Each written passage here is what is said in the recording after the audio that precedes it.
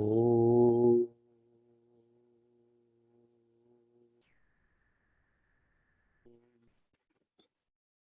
शांति।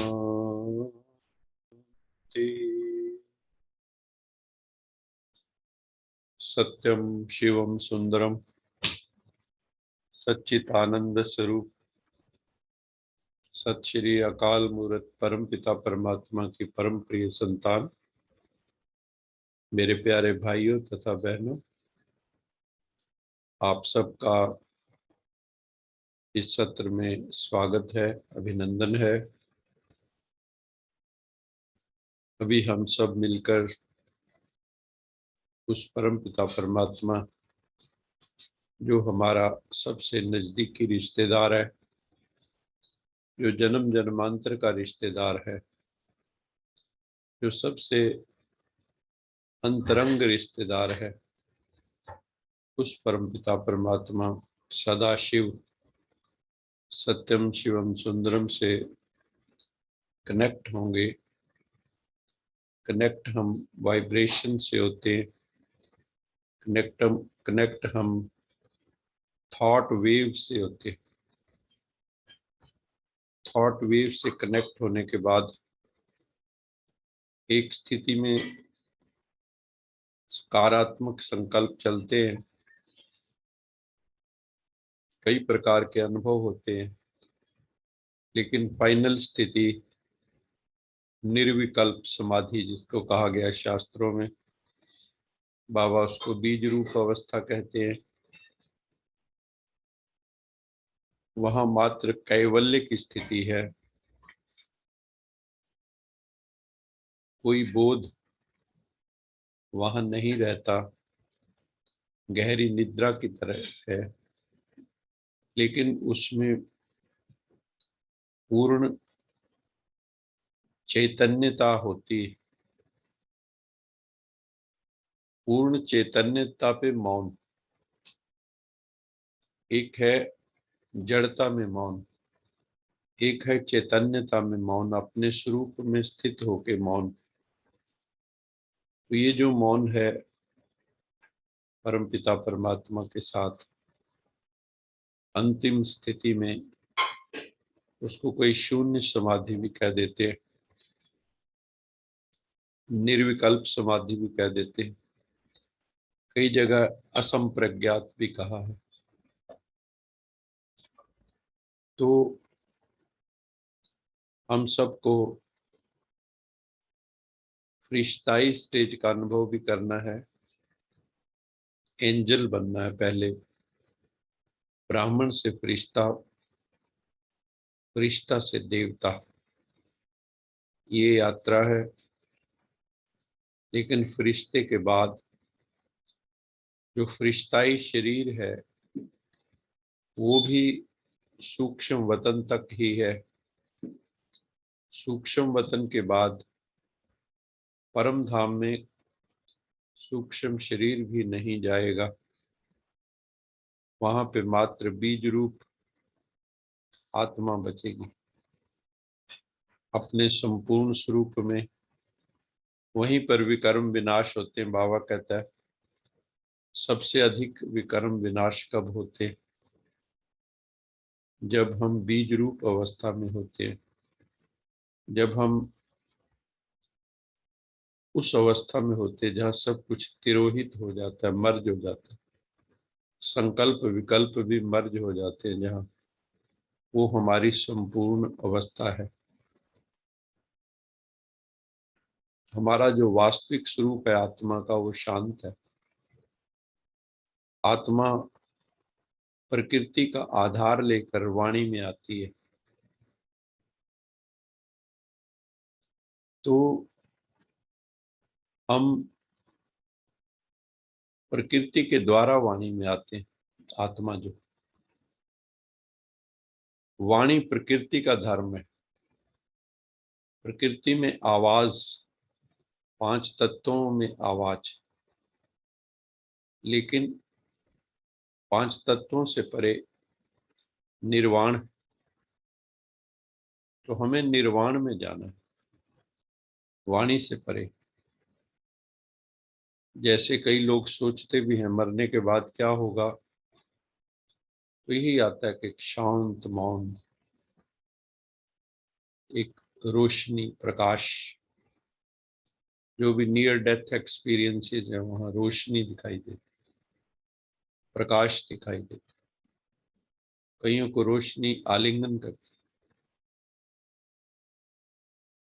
अनीता मूरजानी जो कैंसर से मरी थी, मरने के बाद जिंदा हुई, तो उसने यही बताया कि मुझे एक रोशनी ने आलिंगन किया, एक रोशनी ने मुझे गले लगाया। जैसे ही गले लगाया वैसे ही मेरा कैंसर रोग दूर हो गया। वो ऊर्जा, परम ऊर्जा, उसमें हीलिंग पावर है। ऐसे कई केस हैं जिनमें कन्विक्शन हो जाता है, जब दृढ़ विश्वास हो जाता है तो सारे रोगों से मुक्त हो जाते हैं। ऐसे ही हमें भी अपने स्वरूप में स्थित होकर, सेल्फ में स्थित होकर, सेल्फ रियलाइजेशन करके, सोल रियलाइजेशन करके गॉड रियलाइजेशन करना है। Self realization paves the way for God realization. अभी हम सब सेल्फ रियलाइजेशन के लिए बैठेंगे। बस एक ही प्रश्न अपने आप से पूछना है, मैं कौन हूँ, मैं क्यों हूँ। इसका उत्तर ढूंढना है अपने अंदर से ही। मैं कौन हूँ, मैं क्यों हूँ। जो रोज एक दिन बीत रहा है, इसमें क्या मेरा एलिवेशन हो रहा है, कोई उत्थान हो रहा है, या एक रूटीन की पुनरावृत्ति हो रही है। ये अपने आप से हम पूछें, मैं क्या कर रहा हूँ, रोज मैं क्या कर रहा हूँ। मेरा ग्राफ ऊपर की तरफ जा रहा है, मेरी प्रोग्रेस लाइन ऊपर की तरफ जा रही है या ठहरी है या नीचे उतर रही है। We have to ask this question to us. मैं कौन, मैं क्यों, मैं क्या। अपने आप से प्रश्न पूछे। नयन बंद कर लें या अर्ध निमीलित रखें, आधे बंद आधे खुले। मस्तक में जहाँ आत्म ज्योति है, भ्रिकुटी में, वहां पर आ जाएं। अपनी उपस्थिति दर्ज करवाएं। आई प्रेजेंट इन भ्रिकुटी। मैं भ्रिकुटी में अवस्थित हूँ, उपस्थित हूँ।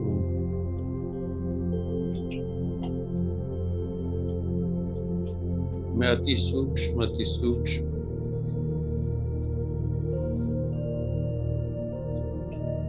बहुत ही सूक्ष्म, बहुत स्मॉल, अणु से भी सूक्ष्म, एटम से भी सूक्ष्म, इंडिविजिबल आत्मा हूँ। मेरे टुकड़े नहीं किए जा सकते।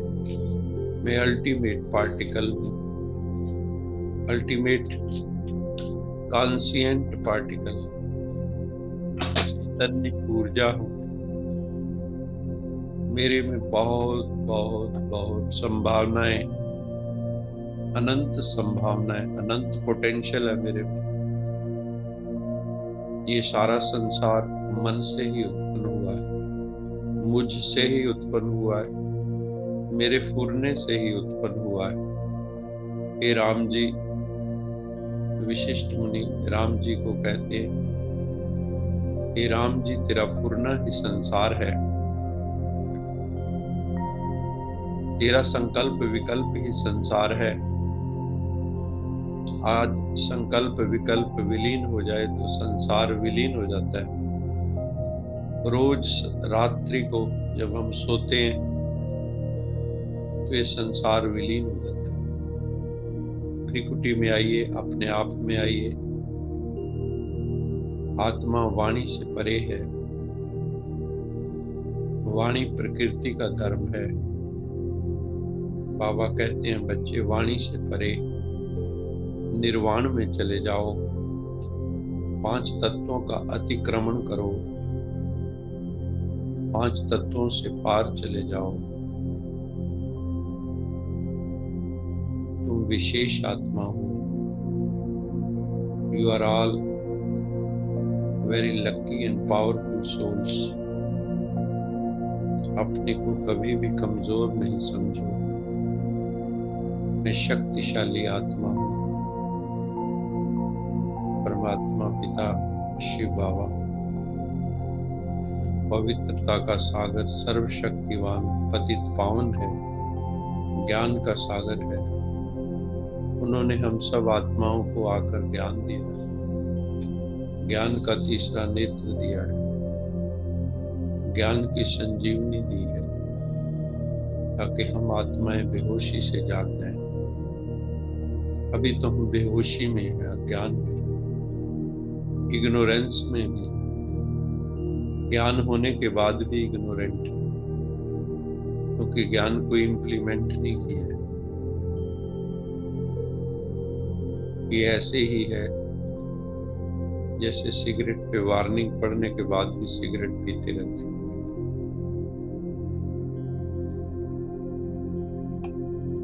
ये अधूरा ज्ञान है, ये स्मृति ज्ञान है, यह अनुभूत ज्ञान नहीं। मैं शांत स्वरूप आत्मा, मैं प्रकृति से परे हूँ, 5 तत्वों से परे। मैं 5 तत्वों की बनी नहीं, मैं अभौतिक आत्मा हूँ, अलौकिक आत्मा, दिव्य आत्मा, सुपरनैचुरल आत्मा।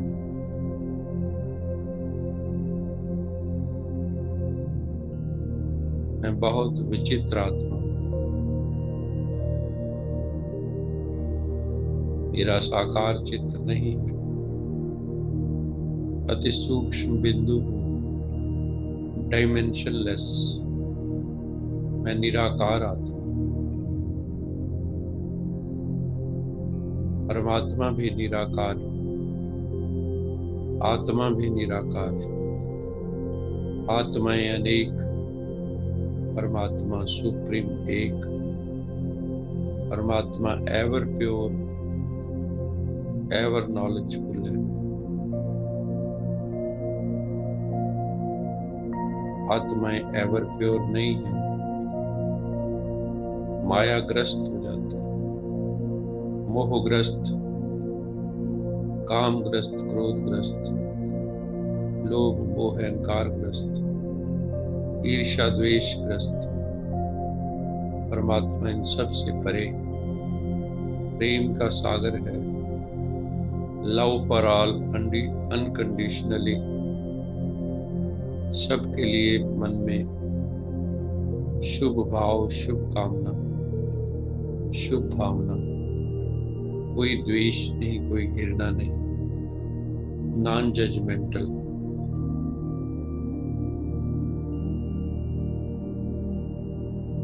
शांत स्वरूप आत्मा।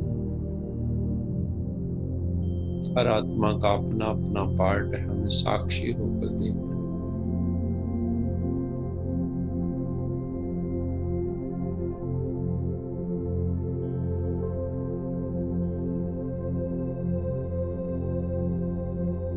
मैं श्रेष्ठ आत्मा, मैं परम पिता परमात्मा की संतान हूं।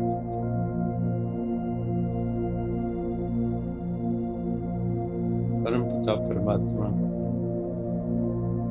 सदाशिव की गॉडली रेज हम सब आत्माओं पर पड़ रही है। We are absorbing the rays of God, God rays. बहुत ही शक्तिशाली परंतु शीतल, मन बुद्धि को शीतल करने वाले, शांत करने वाले परमात्मा शांति का सागर है। उस शांति को अनुभव करो, मौन हो जाओ, मन का भी मौन, वाणी का भी मौन, संकल्प का भी मौन, सब मौन, मुख का मौन, मन का मौन, बुद्धि का मौन, शांत, निःशब्द, शब्दों से परे। परमात्मा शब्द का विषय नहीं, शब्दों के पीछे छुपे हुए भाव को देखकर परमात्मा प्रेम का भूखा है। भक्ति मार्ग में कहते थे वो प्रेम का सागर भक्त आत्मा के प्रेम को देखता है। जो भक्त आत्माएं थे भक्ति मार्ग में, वही ज्ञान मार्ग में दिल से प्रेम करते हैं, दिल के स्नेही हैं। रोशनी ही रोशनी, रोशनी ही रोशनी, रोशनी ही रोशनी, रोशनी का संसार।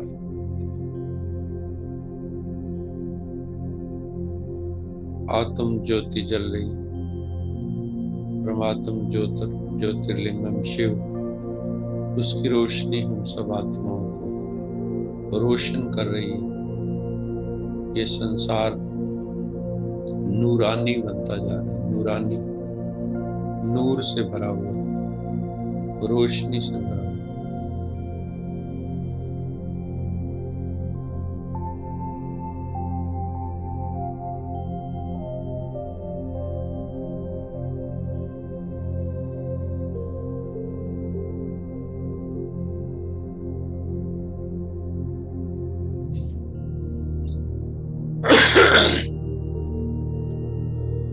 अभी यश जी को निवेदन है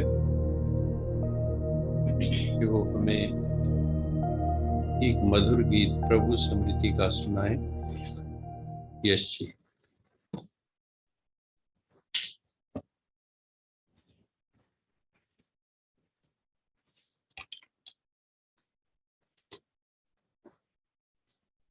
ओम शांति।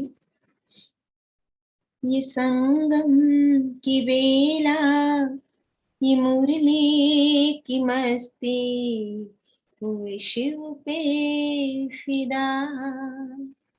ये संगम की बेला, ये मुरली की मस्ती, हुए शिव पे फिदा।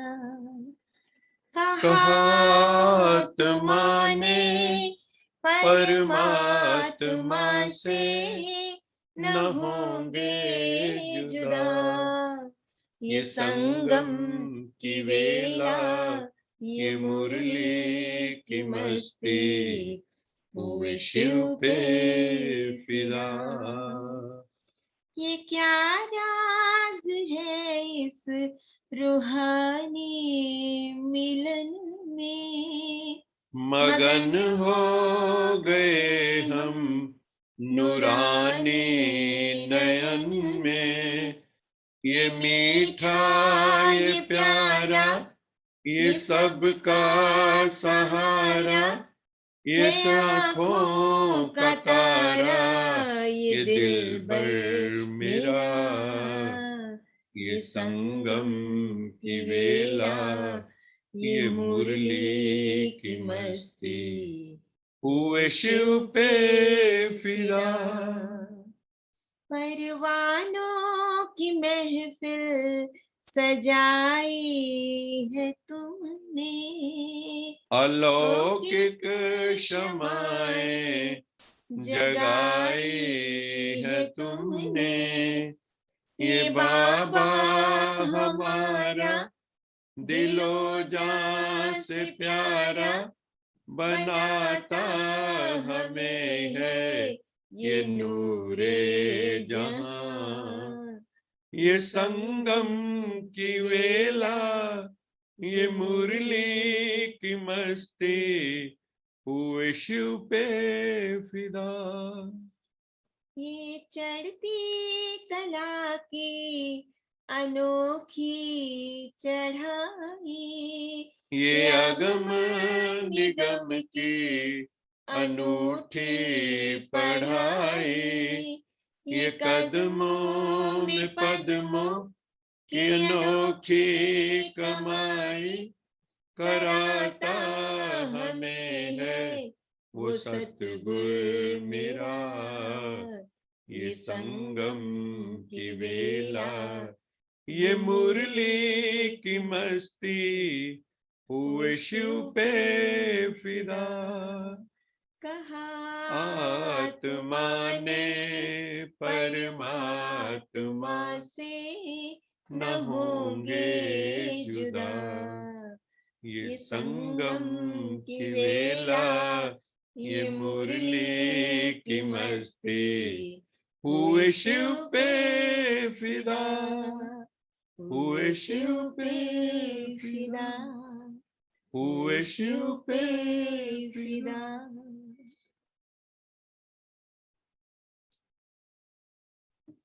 ये जब गीत गाते हैं तो अंदर रोमांच बहुत होता है।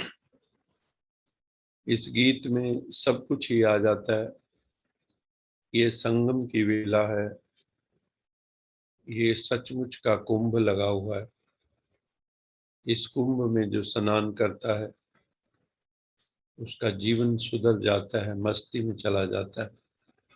और ये उस महा क्षमा के ऊपर फिदा होने की वेला है। ये अवसर बार बार नहीं मिलते। परमात्मा पर बलि चढ़ना है, परमात्मा पर बलिहार जाना है। परमात्मा को कुर्बानी प्यारी है, अल्लाह को प्यारी है कुर्बानी। तो हमें परमपिता परमात्मा पर बलिहार जाना है, जिसने ये परवानों की महफिल सजाई है, जो पवित्र बनने का संकल्प लिए हुए हैं और सारी दुनिया को पवित्र बनाना चाहते हैं। ये लौकिक क्षमाएं हैं जो आके परमात्मा ने जगाई हैं। ऐसा प्यारा परमात्मा पिता जो हमें चढ़ती कला में ले जा रहा है, हमें अगम निगम की अनूठी पढ़ाई पढ़ा रहा है। ऐसे परमपिता परमात्मा पर हम बलिहार जाते हैं। अभी हम अपना जो stress management, stress free life का जो टॉपिक है उसको आगे बढ़ाने की कोशिश करेंगे। कि कल हमने देखा था कि अर्जुन को हमने प्रतिनिधि के रूप में लिया मानवता के, कि हर इंसान अर्जुन की तरह स्ट्रेस में है। तो दो तरह की प्रवृत्ति हमने बताई, एक आसुरी एक दैवी। तो हमें कौन सी प्रवृत्ति में जाना है? हम सब के भीतर राम भी है, रावण भी है, कृष्ण भी है, कंस भी है। कभी राम जागृत हो जाता है तो कभी रावण जागृत हो जाता है। कभी हमें ऐसा लगता है कि हम तो संत हैं, हम तो महात्मा हैं। कभी लगता है कि अंदर से ही कि अरे ये कैसी थॉट आ गई, ये दुष्ट थॉट कहाँ से आ गई। फिर वो जो भक्ति मार्ग में गाते थे, मैं मूर्ख खलकामी, ये मूर्खता की बात कहाँ से आ गई। ये काम वासनाएं, तृष्णाएं, कामनाएं, इनकी बातें कहाँ से आ गई। तो इस तरह से द्वंद्वात्मक है हमारी स्थिति। We are all in conflict. और जहां भी कॉन्फ्लिक्ट होता है वहां टेंशन होती है। ये द्वंद्व है, हर जगह हम द्वंद्व में जी रहे हैं। क्योंकि सतो रजो तमो हमारे व्यक्तित्व में है। जब सतोगुण होता है तो हमें सत्संग अच्छा लगता है, अच्छा लिटरेचर पढ़ना अच्छा लगता है, योग अच्छा लगता है, साधना अच्छी लगती है। योग एक सेकंड में लग जाता है। जब रजोगुण होते हैं तो कामनाएं वासनाएं जागती हैं। और जब तमोगुण होता है तो हम आलस में पड़ जाते हैं, कुछ करना नहीं चाहते। तमस आ जाता है, आलस, प्रमाद, अलबेलापन, उल्टे सुलटे काम। तो इस तरह से ये जिंदगी हमारी चलती है। उस द्वंद्वों के द्वंद्वातीत जब तक हमारी स्थिति नहीं होती, मान अपमान, निंदा स्तुति, लाभ हानि, जय पराजय, इनसे जब तक हम ऊपर नहीं उठ जाते, तब तक हमें स्ट्रेस से मुक्ति नहीं मिलती, तनाव से मुक्ति नहीं मिलती है। और जीवन में ये द्वंद्व तो आते रहते हैं, लेकिन द्वंद्वातीत बनने के लिए हमें ज्ञान योग चाहिए, नॉलेज चाहिए, नॉलेज की इम्प्लीमेंटेशन चाहिए। और वो इम्प्लीमेंटेशन विदाउट पावर नहीं हो सकता, इनर स्ट्रेंथ नहीं हो सकता। तो हमें वो अपनी इनर पावर भी डेवलप करनी होगी। तो हमें जो इस वक्त स्ट्रेस से गुजरना पड़ता है, तो हम उससे मुक्ति का मार्ग यही ज्ञान योग का मार्ग ही है। और कोई तरीका नहीं है इस स्ट्रेस से मुक्ति का। मुझे वो उदाहरण हमेशा ही पसंद है, आपसे पहले भी बताया था, लेकिन इसकी जब भी चर्चा करें तो अंदर बड़ा ऐसा लगता है कि कितने एक्सट्रीम स्ट्रेस के अंदर भी कोई अपना मेंटल कूल रख सकता है। वो थी अरुणिमा सिन्हा, जिसकी टांग कट गई ट्रेन से, जिसको गुंडों ने धक्का मार दिया, उसकी चेन खींची, उसने फाइट किया, क्योंकि वो वॉलीबॉल प्लेयर थी, 7 बार नेशनल वॉलीबॉल टीम में खेली है वो। तो उसको 2011 की बात है, उसको ट्रेन से बाहर फेंक दिया था, और उसका जो पाँव है, जो रेलवे का पैरेलल ट्रैक है, उसके ऊपर आ गया, ऊपर से ट्रेन गुजरती रही। ऐसा भी समय था कि वहाँ उसकी टांग पे कीड़े भी चढ़ गए, लेकिन फिर सुबह हुई तो उसको उठा के ले जाना पड़ा, बेहोशी की हालत में भी चली गई। और ultimately all India institute of medical sciences में दिल्ली में 4 महीने इलाज चला, उसकी टांग काटनी पड़ी। टांग कटने के बावजूद भी फिर उसने जो प्रोस्थेटिक लेग लगाई, नकली टांग, फिर भी उसका साहस कम नहीं हुआ। ये मुझे इतना अंदर तक झंझोड़ देती है बात। हम लोगों के पास दोनों टांगे हैं, सब कुछ है, फिर भी हम रोते धोते रहते हैं। ये कंप्लेंट, वो कंप्लेंट, ये ब्लेम गेम, वो बात, निंदा स्तुति, फालतू की बातें। और वो लड़की हॉस्पिटल में पड़ी हुई है, लोग उसके लिए सॉरी फील कर रहे हैं कि आपके साथ बहुत बुरा हुआ, कहाँ वॉलीबॉल प्लेयर, अब तो आपकी जिंदगी लगभग खत्म है। लेकिन उसने बड़ी सुंदर बात कही। उसने कहा कि अगर ऐसा होता तो भगवान मुझे बचाता क्यों। रेलवे ट्रैक पे मेरे ऊपर पता नहीं कितनी ट्रेन रात में गुजर गई, फिर भी मैं बच गई, एक टांग कटी। फिर भी उसने मन में सोचा कि मुझे ऐसा कुछ करना है जो किसी ने न किया हो। आप साहस की बात देखिए, अंदर हौसले की बात देखिए, कितना बड़ा हौसला है कि एक टांग कट गई, दूसरी में भी कोई बता रहा था कि रॉड पड़ी हुई, फिर भी उसका हिम्मत, हौसला कम नहीं हुआ। और वो बचेंद्री पाल के पास गई, जो पहली विमेन है माउंट एवरेस्ट चढ़ने वाली। बचेंद्री पाल ने देखा, उसकी आंखों में फायर है, पैशन की आग है, जुनून है। उसने बचेंद्री पाल को कहा, मैं माउंट एवरेस्ट चढ़ना चाहती हूँ। तो बचेंद्री पाल ने देखा, इसकी टांग भी नहीं है, नकली टांग है, लेकिन उसके अंदर जो जोश था, उमंग थी, खुशी, एक आग थी जो भीतर, जुनून की। उसको देख के उसने कहा, तुम माउंट एवरेस्ट जरूर चढ़ोगी, तुम्हारी आंखों से दिखाई देता है, तुम जरूर माउंट एवरेस्ट। उसने उसको इंस्पायर किया।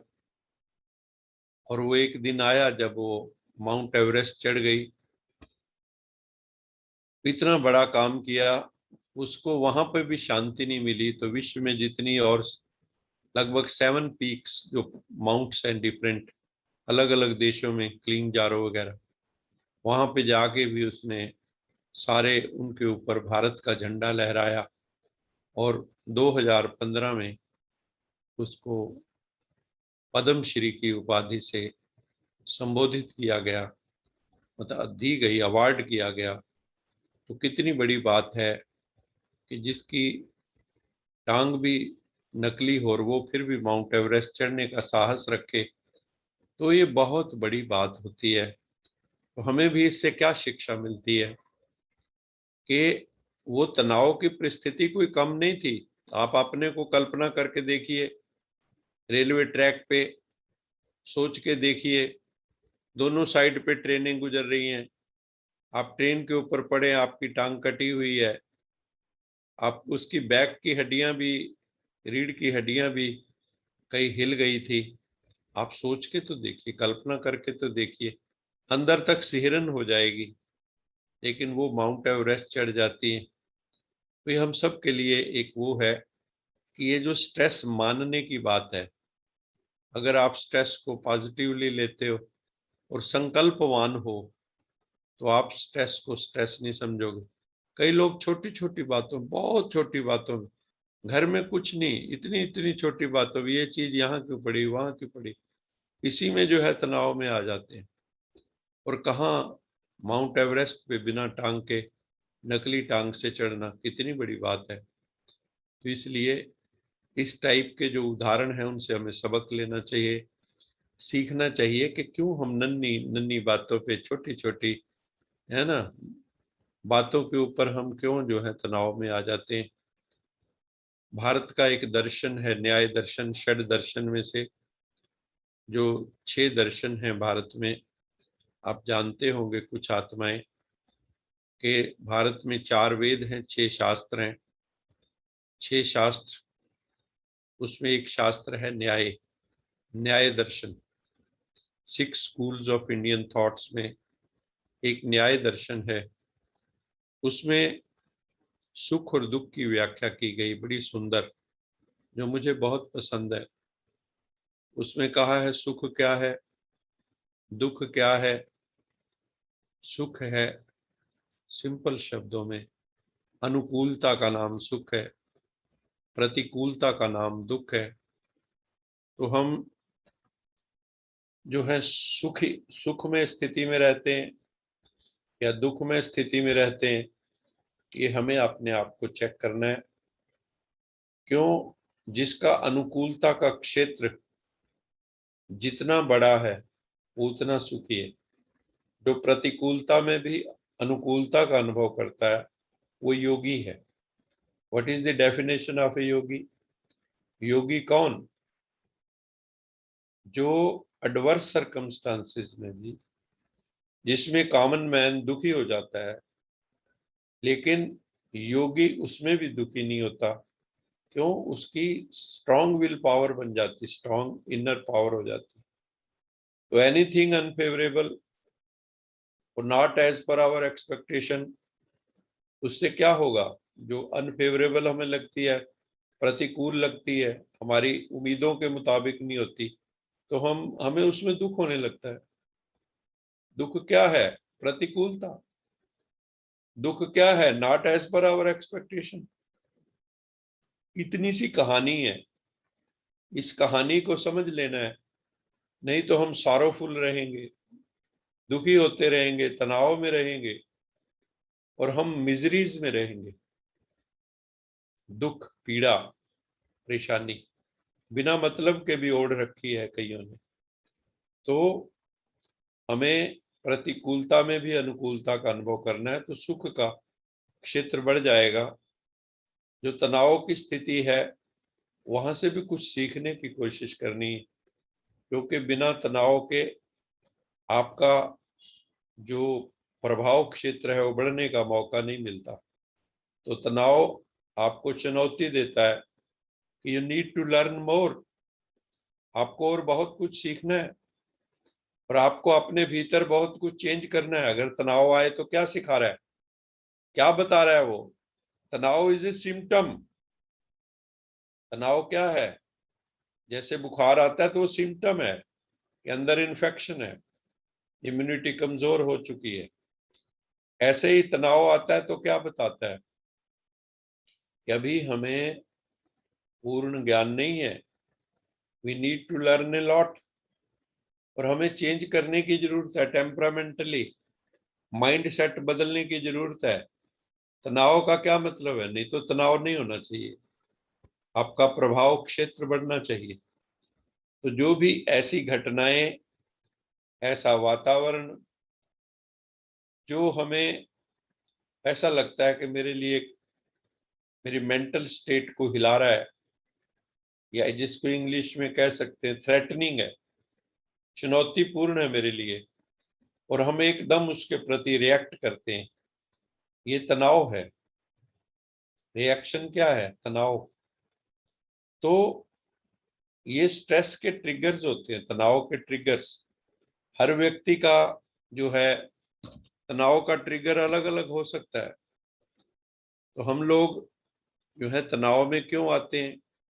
हम जो है कई बार फिजिकली रिएक्ट करते हैं। कई लोग तनाव में आते हैं, चीजें फेंकना शुरू कर देते हैं, लेकिन उन सब के पीछे है तो मेंटली इमोशनल, कहीं इमोशनल हो जाते हैं, कहीं हम मेंटल हो जाते हैं। कई बार शारीरिक स्ट्रेस भी होता है, जैसे घर का काम आपने बहुत ज्यादा कर लिया, थक गए, टायर्ड हो गए, फटीग्ड हो गए, तो आपको चिढ़ मचनी शुरू हो जाती है, अंदर बेचैनी होनी शुरू हो जाती है, जब आप फिजिकल स्ट्रेस होता है। वैसे भी जो है स्ट्रेस को कई लोग सिंपल भाषा में कैसे डिफाइन करते हैं? वो कहते हैं, मान लो आप 30 किलो 40 किलो वजन उठा सकते हो, और आपके सिर के ऊपर हमने 60 किलो रख दिया, आप उसको उठाने की क्षमता नहीं है, तो आपको स्ट्रेस होगा। लेकिन जितना तक आप उठा सकते हो वहां तक स्ट्रेस नहीं होगा।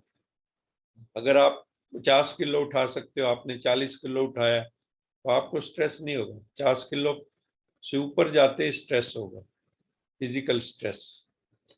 इसी तरह इमोशनल या मेंटल स्ट्रेस है, वहां पे भी हमारा लेवल है। लोग कहना शुरू कर देते हैं कई बार, आखिर कहां तक सहन करें? ये कहने का क्या अर्थ होता है कि मेरा लेवल आ गया है, my level has reached, I am not able to cope up now. तो हमें ये देखना है, उस लेवल को ही हमने बढ़ाना है कि हमारा लेवल इतना ऊंचा हो जाए कि किसी भी लेवल पे हमें स्ट्रेस ना हो। देखो, जो संस्था के फाउंडर प्रजापिता ब्रह्मा, जो दादा लेखराज, जब ज्ञान हुआ तो प्रजापिता ब्रह्मा हुए, उनके सामने कितनी परिस्थितियां आई, बहुत घटनाएं आई, बहुत विरोध हुआ, क्योंकि ये ज्ञान नया था, पवित्रता की बात थी, कई कोर्ट केस हुए, लेकिन अंत में विजय किसकी हुई? ब्रह्मा बाबा एक ही बात कहते थे, ये किसका काम है? Is it my work? ये शिव बाबा का काम है, वो जाने, मैं तो निमित्त हूं, जैसे वो कहेगा मैं करूंगा। तो जितनी बार भी बात हुई, गवर्नमेंट के ऑफिशियल्स भी आए आश्रम में, ब्रह्मा बाबा से मिलते थे, उनका व्यवहार देख के सब उनका बन जाते थे। वो बता देते थे गवर्नमेंट ने सीआईडी भेजी है, लेकिन वो कभी तनाव में नहीं आते थे। कोई भी आए, सीआईडी के आए कि कोई भी आए, सबको एक ही, आओ बच्चे आओ बच्चे। सारा जो संस्थान है, कहाँ पे क्या पड़ा हुआ है, सब खुद अपने साथ ही जाके दिखा देते थे। कोई उनको तनाव नहीं था। क्यों? भगवान का साथ। तो हमें भी जब भगवान का साथ होगा तो तनाव नहीं रहेगा, क्योंकि वो बाबा ने कितनी बार कहा है कि बच्चे अपना तनाव मुझे दे दो, अपने सारे बोझ, अपनी सब चिंताएं मुझे दे दो। अगर मुझसे मोहब्बत है तो मुझे सब अपने गम दे दो।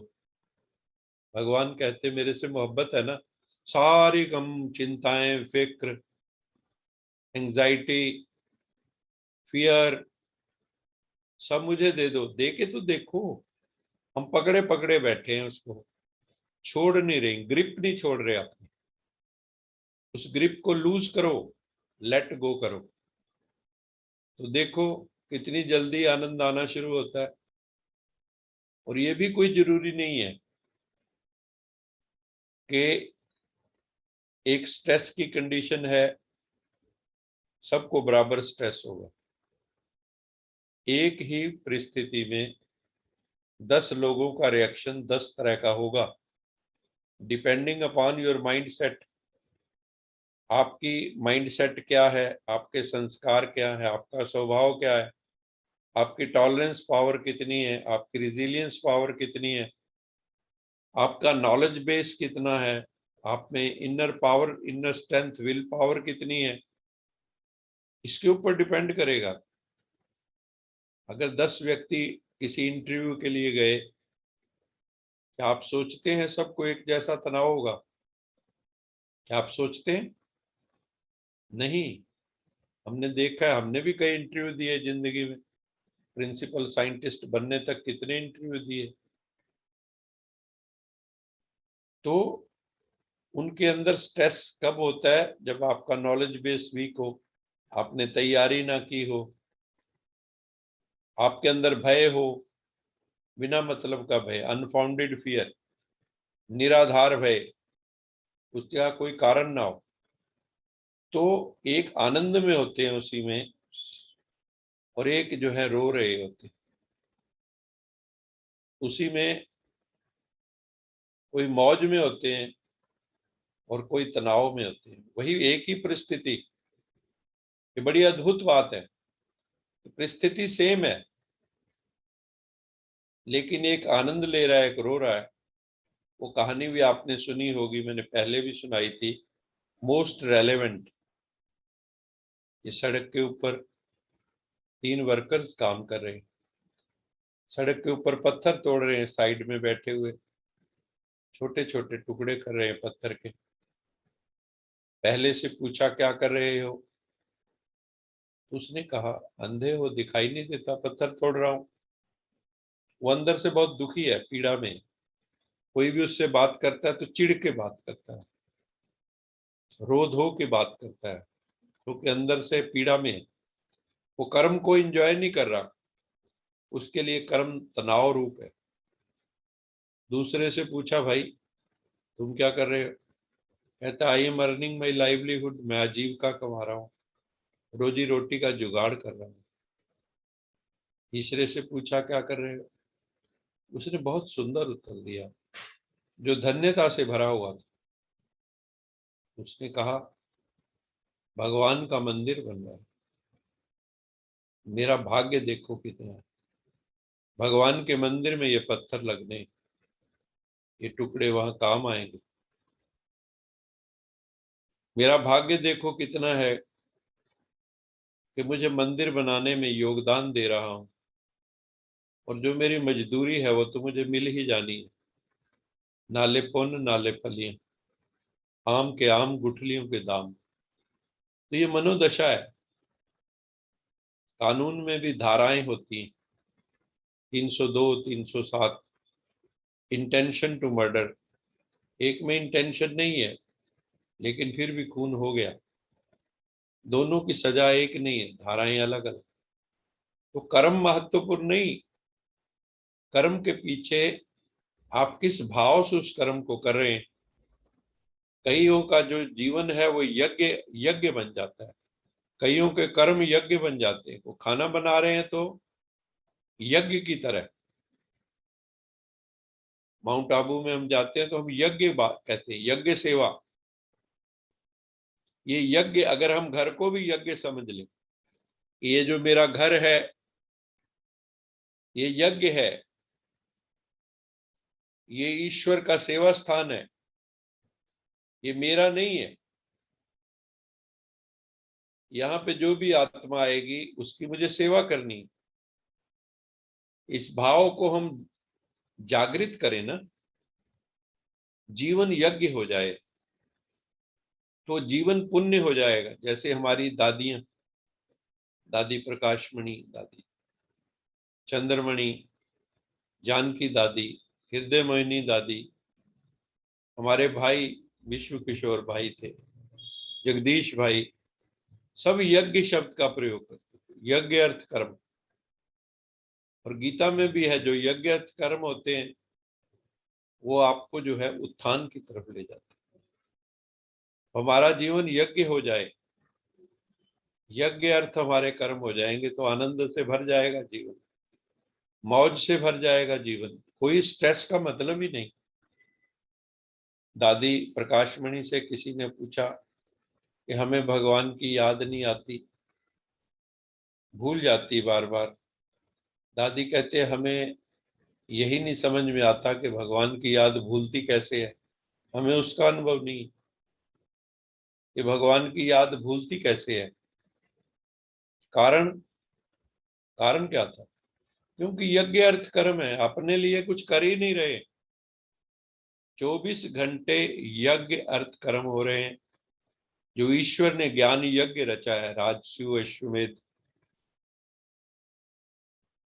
ज्ञान यज्ञ, रुद्र ज्ञान यज्ञ, अविनाशी रुद्र ज्ञान यज्ञ, जब वो यज्ञ रचा है, यज्ञ अर्थ कर्म हो रहे हैं। जैसे कई लोग मंदिर गुरुद्वारे जाते हैं, वहां जाके आप लोगों के जूते भी पॉलिश करते हो। जैसे गोल्डन टेम्पल में हम गए तो हम जूते छोड़ के गए, आके देखा तो पॉलिश किए हुए मिले। और करने वाले कौन? बड़े बड़े वहां सेक्रेटरी, जो पंजाब गवर्नमेंट के सेक्रेटरी हैं, जो बड़े बड़े ऑफिसर्स हैं, वो बैठे हुए वहां जूते पॉलिश कर रहे हैं। कोई वहां सफाई कर रहा है, धो रहा है, कोई लंगर में योगदान दे रहा है। ये यज्ञ अर्थ कर्म है। अगर हमारा जीवन भी यज्ञ जैसा हो जाएगा तो हमारे जीवन में भी आनंद हो जाएगा। 24 घंटे मौज, शाम सवेरे हुण मौजा ही मौजा। No stress, no tension, no worry, no fear, no anxiety, stress free life, मौजों वाली लाइफ। बाबा कहता है कि बच्चे ये मौज लेने का टाइम है या मूंझने का समय? मूंझ मैंने कंफ्यूज। अब कंफ्यूजन को तो डिफ्यूज करो ना। Why to confuse? Diffuse all the confusions. ये डिफ्यूजन की वेला है, ये मौज की वेला है, ये आनंद की वेला, ये संगम की वेला, ये मुरली की मस्ती। हुए शिव पे फिदा, कहा आत्मा ने परमात्मा से, ना होंगे जुदा, कभी जुदा नहीं होंगे। ये सूक्ष्मता में तो न आओ। सूक्ष्मता में कैसे आओगे? सूक्ष्मता में तभी आओगे जब भीतर की यात्रा पे निकलोगे। एक्सट्रोवर्ट नहीं, इंट्रोवर्ट, अंतर्मुखी होना होगा। अंतर की पावर को संचयन करना होगा, कंजर्व करना होगा एनर्जी का। हमें एनर्जी के पुंज बनना होगा, एनर्जी पुंज। बाबा कहते हैं ना कि जैसे वो एटम बम है, तुम्हें आत्म बम बनना होगा, शक्तिशाली बनना होगा। वो तभी होगा जब बाहर से डिस्कनेक्ट होंगे, अपना एनर्जी वेस्टेज बंद होगा, टाइम वेस्टेज बंद होगा, थॉट वेस्टेज बंद होगा, वेस्टेज लीकेज बंद होगी। तभी तो हम अग्नि के पुतले बनेंगे, ज्वालामूर्त बनेंगे, तभी तो ज्वाला देवी बनेंगे। तो अभी वही समय की जरूरत है। Conserve your energy, conserve your time, mind, सबकी हमें संरक्षण करना है। तो जितना स्ट्रेस है, जितना तनाव है, ये जिंदगी में धीरे धीरे खत्म हो जाएगा। तो इसलिए आज इतना ही करते हैं। कल जो है, अगर मेरा गला ठीक रहा, जैसे आज साथ दे गया, आप सब ने दुआ की।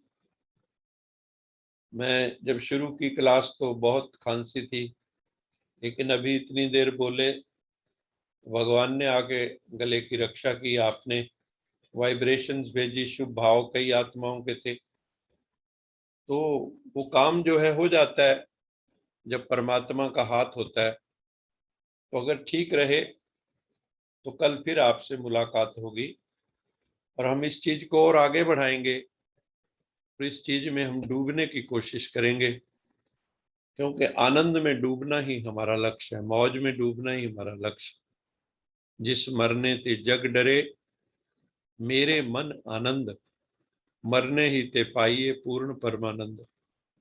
कबीर साहब कहते हैं ना, जिस मरने ते जग डरे, जिस मरने से जग डरता है संसार, मेरे मन आनंद, वो कहते हैं मेरे मन में तो बड़ी मौज है, मस्ती, आनंद है, परमानंद है, क्योंकि मरने ही ते पाइए पूर्ण परमानंद। अब मरने के बगैर कैसे, कहते हैं ना, आप ना मरिए स्वर्ग ना जाइए। अब स्वर्ग जाना है, एक तो है जीते जी यहाँ स्वर्ग में चले जाएं, अपनी मनोदशा को ऐसी बना लें कि हर वक्त स्वर्ग में ही रहें, हमारी वैसी दशा रहे। जो यहाँ स्वर्ग में होंगे वही आगे भी स्वर्ग में जाएंगे। ऐसा तो है नहीं यहाँ तो नरक काट रहे हो, हर वक्त पीड़ाग्रस्त हो, रो रहे हो, दूसरों को भी रुला रहे हो, और सोचे मरने के बाद तो हम स्वर्ग में चले जाएंगे। ऐसा होता नहीं, ये भ्रम है हमारा। हर एक कार्ड पे लिखना कि वो स्वर्गवासी हो गए, एक भ्रम है, लेकिन ये एक सम्मान देते हैं। वास्तव में स्वर्ग में वही जाता है जो यहाँ स्वर्ग में अपनी मनोदशा को कर लेता है। आत्म दशा, आत्म भाव स्वर्गिक हो जाएगा तो आगे हम स्वर्ग में जाएंगे। इन्हीं शब्दों के साथ आप सबका बहुत बहुत धन्यवाद कि आपने बहुत प्रेम से सुना। हम जो सुना है उसको हमें जीवन में लागू भी करना है, इन पॉइंट्स को अपनी बुद्धि में हमें धारण भी करना है, ताकि जीवन में मौज बनी रहे।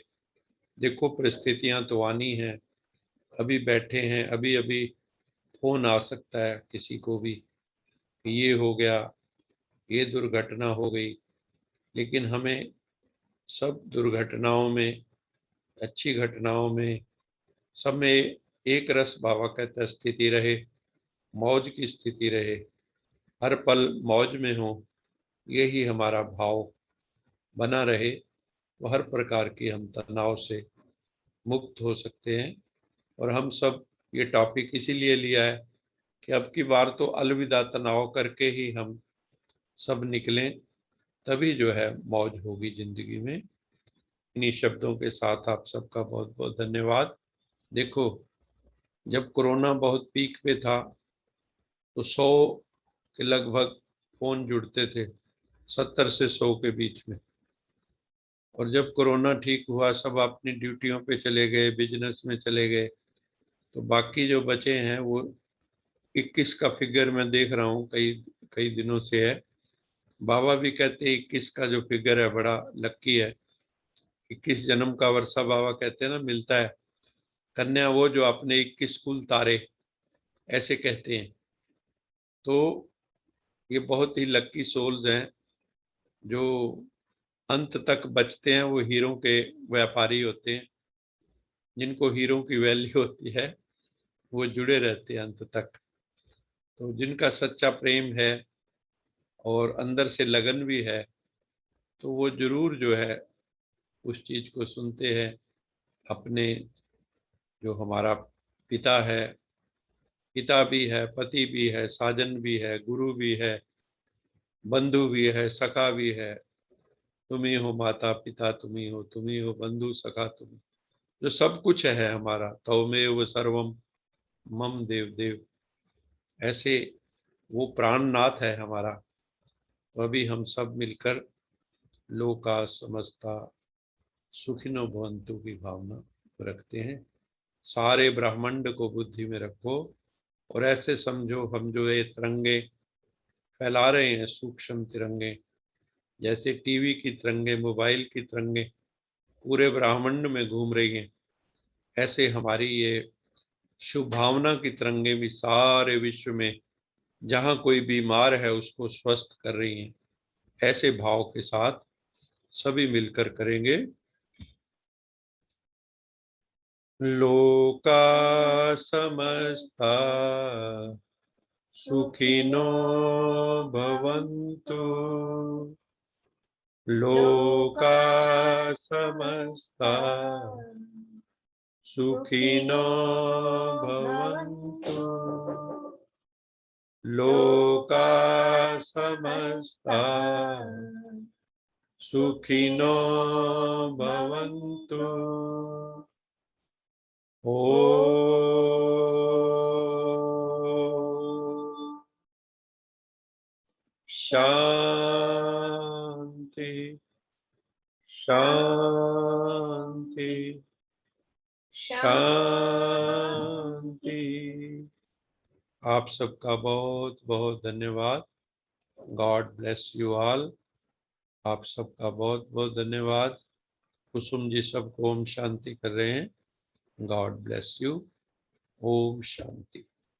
कल फिर मुलाकात होगी अगर ड्रामा ने चाहा तो।